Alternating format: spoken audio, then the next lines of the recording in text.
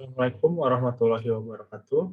Saya Adit Tristan Putranta akan mencoba menjelaskan perencanaan dan penganggaran pada subbagian pengelolaan informasi pengadaan barang dan jasa. Nah,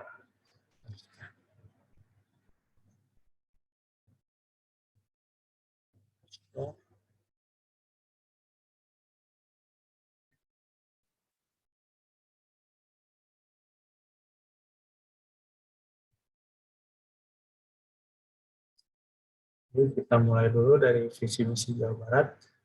Di Biro PPJ ini menyambung pada misi kelima, yaitu pemerintahan yang inovatif, mewujudkan tata kelola pemerintahan yang inovatif dan kolaboratif antara pemerintah pusat, provinsi, dan kabupaten kota.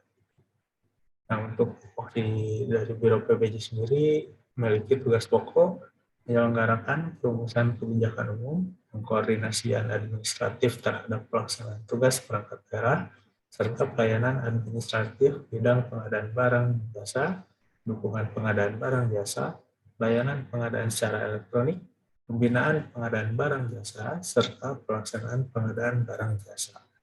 Fungsi penyelenggaraan perumusan kebijakan umum serta koordinasi bidang layanan pengadaan barang jasa.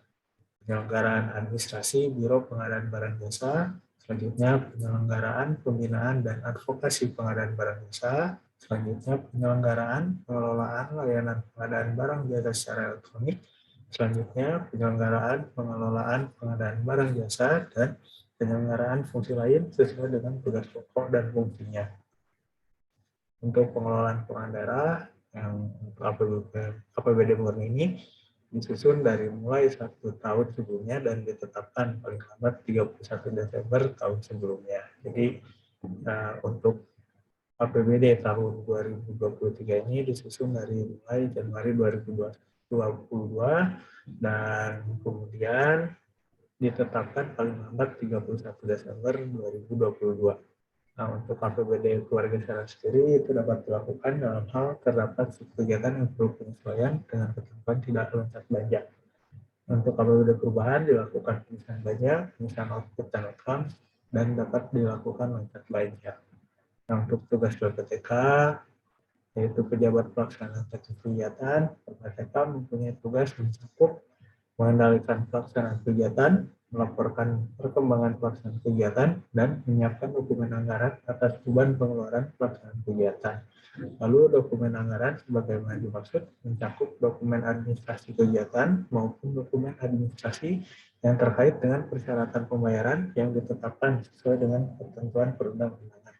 Nah, karena saya sendiri ini ada di Biro PBJ, maka PPTK ini dijabat oleh eselon 3, yaitu kepala bagian, karena kepala biro merupakan KPA. Saya akan mencoba menjelaskan sedikit tentang RKA dari Support PIPBJ. Untuk belanja operasinya jumlahnya 339.020.000. Untuk subrincian objek belanja ini ada belanja mobil rapat sebesar 7.425 dianggarkan untuk memfasilitasi apabila terdapat rapat-rapat yang melibatkan pihak luar. Lalu untuk belanja jasa tenaga pelayanan umum ini dianggarkan untuk memfasilitasi tenaga teknis di PLPSE.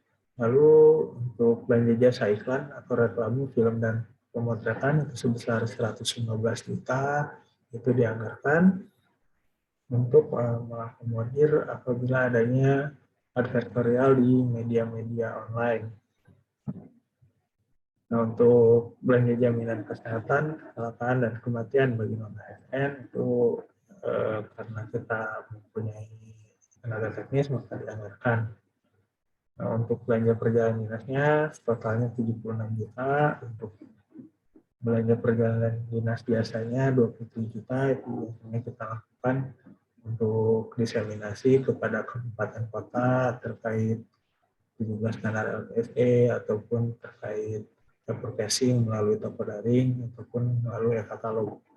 Nah, untuk belanja perjalanan dinas paket meeting dalam kota sebesar 49 juta itu sifatnya full board, dianggarkan untuk mengakomodir pembinaan kepada kabupaten kota itu khususnya untuk 17 standar LPSE dan totalnya itu 339 juta 20.000. Nah, ini untuk NKA-nya, tapi untuk DPA-nya ada perubahan karena pada waktu itu harus ada efisiensi, maka belanja adversarial itu kita hapus. Nah, untuk program kegiatan dan subkegiatan di subbagian PPBJ itu programnya kebijakan dan pelayanan pengadaan barang dan jasa untuk kegiatan pengelolaan layanan pengadaan secara elektronik dan subkegiatan pengelolaan informasi pengadaan barang dan jasa. Untuk indikatornya capaian programnya yaitu maturitas KPBJ, masukannya itu dana yang dibutuhkan sebesar 339.020.000 dan keluarannya jumlah laporan pengelolaan informasi pengadaan barang dan jasa yaitu laporan seperti laporan tender, laporan sistem informasi rencana umum pengadaan, laporan e-purchasing, laporan toko daring, dan laporan-laporan yang terkait dengan pengadaan barang dan jasa. Nah, untuk hasilnya itu jumlah dokumen pengelolaan layanan pengadaan secara elektronik, yaitu laporan tiap bulan kepada gubernur, lalu ada juga laporan tribulan, semesteran, dan tahunan.